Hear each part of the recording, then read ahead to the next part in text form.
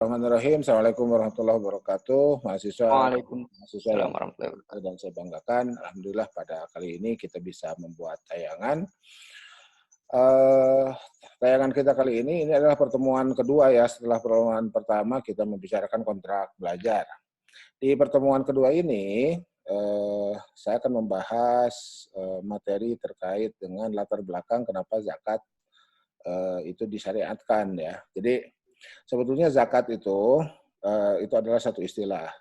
Jadi kalau lihat beberapa kosakata yang terdapat dalam Al-Qur'an ataupun hadis, itu ada yang menggunakan kosakata sedekah ya, sedekah itu.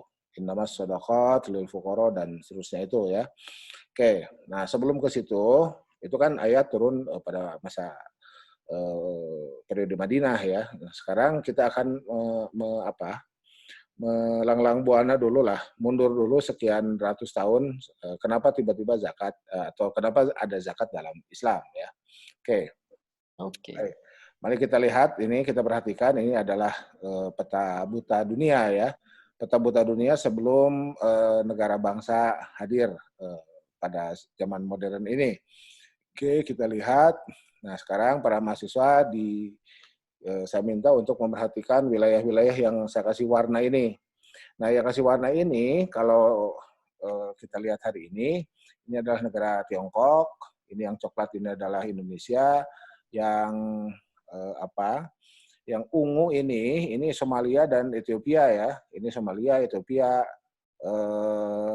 kemudian yang merah ini adalah Yaman, dan yang hijau ini adalah Saudi Arabia hari ini.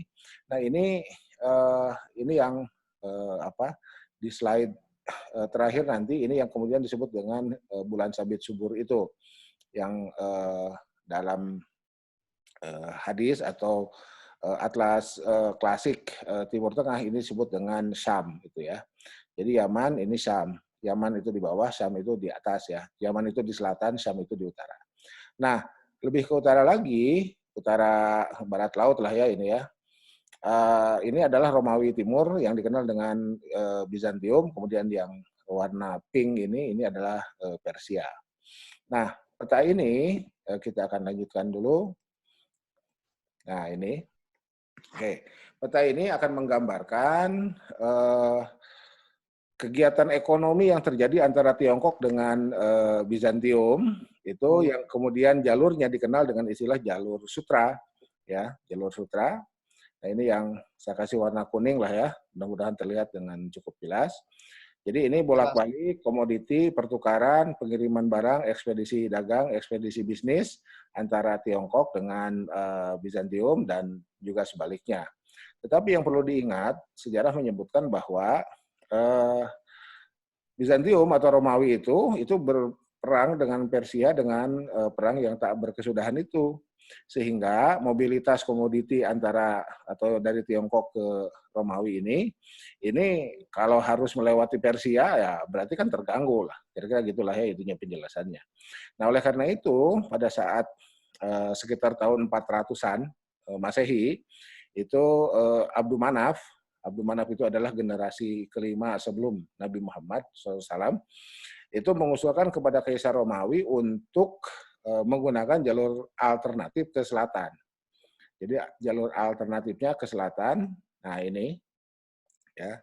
Jadi Abdul Manaf itu adalah orang Mekah ya, Quraisy, orang Mekah mengusulkan ke Kaisar Bizantium, ke Kaisar Romawi untuk agar terselamatkan ya, terjamin keselamatan pengiriman komoditi antara Romawi dengan Tiongkok, maka diusulkanlah untuk menggunakan jalur selatan. Jalur selatan ini adalah jalur Rihlatas Sitai Wasoif, jalur daratnya. Nah, ini yang selatan ini Yaman, yang utaranya adalah Syam. Nah, diabadikan dalam Al-Quran dalam surat Quraisy dengan frasa Rihlatas Sitai Wasoif ya. Rihlatas Sitai Wasoif. Nah, jalur selatan ini, jadi dari Yaman, kalau dari utara ya, dari Romawi ke Yaman, itu bisa menggunakan jalan darat. Nah, dari Yaman ke Tiongkoknya menggunakan jalan laut ya, menggunakan jalur laut. Nah, pada saat itulah kemudian kita menjadi tahu bahwa orang-orang Arab pra-Islam, artinya pra-syariat Muhammad ya, itu sudah lebih dulu datang ke wilayah Nusantara, wilayah Sumatera ini, ya dibanding dengan kedatangan Islam itu sendiri. Jadi lebih dulu datang orang Arab pra-Islam yang datang dibanding dengan kedatangan Islam itu sendiri ya. Oke. Ah, itulah yang kemudian kita memunculkan atau menemukan konsep, atau bukan konsep ya, ada catatan sejarah terkait dengan Ethiopia, Habsyi itu. Nah, Habsyi kemudian di sini muncul Sumatera, ini mestinya Indonesia aja ya, padahal Nusantara lah kira-kira gitu ya. Ini memiliki poin penting karena apa? Karena Ethiopia atau Habsyi ini adalah tempat hijrah pertama kali dilakukan. Tujuan hijrah pertama kali dilakukan kan ke Habsyi, ke Ethiopia, bukan ke Madinah ya. Sehingga orang-orang yang hijrah ke Ethiopia itu dikenal dengan istilah muhajir Habasyah. Dan ada yang tidak kembali, tidak ikut hijrah ke Madinah, tetapi kemudian terus menyebarkan Islam sambil berdagang ya ke wilayah Nusantara ini, kemudian ke Tiongkok, dan ada yang catatan sejarah menyatakan meskipun harus dicek keabsahannya, ada yang kemudian meninggal di Tiongkok itu dan dimakamkan di Tiongkok. Oke, nah dengan adanya jalur ini, maka secara otomatis tingkat perekonomian di Mekah yang asalnya hanya sebagai kota transit lokal, sekarang menjadi kota transit internasional, ya, kota transit orang-orang yang berbisnis, melakukan ekspedisi dagang, ekspedisi bisnis dari Romawi ke Tiongkok, demikian juga sebaliknya sebagai jalur alternatif, jalur sutra darat, ya. Sekarang digunakan jalur sutra laut, ya, jalur. Nah, dengan bertumbuhnya ekonomi, orang kaya tambah kaya, itulah yang kemudian melahirkan paradoks pertumbuhan ekonomi di wilayah itu pada saat itu ya. Jadi yang kaya tambah kaya sehingga terjadi ketimpangan, yang miskin tetap miskin dan perbudakan tetap terjadi ya, perbudakan tetap terjadi. Nanti perbudakan kita akan lihat surat Al-Balad, A'udzubillahi minasyaitonirrajim. Falak tahamal akobah, wa ma'adraka mal akobah, fakku rokobah. Nah itu ya, fakku rokobah itu adalah membebaskan budak, membebaskan hamba sahaya.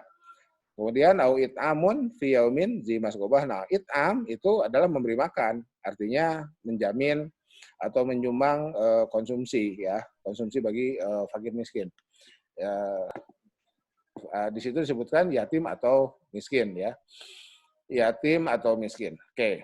Nah, konsep berbagi itulah ya, atau mendistribusikan kekayaan itulah yang kemudian dikenal dalam Islam dengan istilah zakat. Zakat ya. Jadi zakat itu substansinya adalah misi kemanusiaan. Substansinya adalah misi kemanusiaan yang pada awalnya tidak disebut dengan zakat ya. Pada awalnya tidak disebut dengan zakat. Jadi dalam surat Al-Alaq, orang yang tidak mengeluarkan sebagian hartanya disebut dengan yatgo, kala innal insana la yatgo. Kenapa? Ar-ra'ahu stagna. Jadi orang kaya itu merasa dirinya serba berkecukupan, sehingga mereka ya tambah pelit. Ya. Sehingga karena pelit itulah dikenal dengan istilah istigna. Nah, istigna itu yang kemudian melahirkan sikap yatgo. Nah, Islam datang ya dengan ajaran berbagi, ya, mendistribusikan sebagian kekayaannya, menyisihkan sebagian kekayaannya untuk diberikan kepada orang lain yang membutuhkan, dan juga untuk membebaskan perbudakan.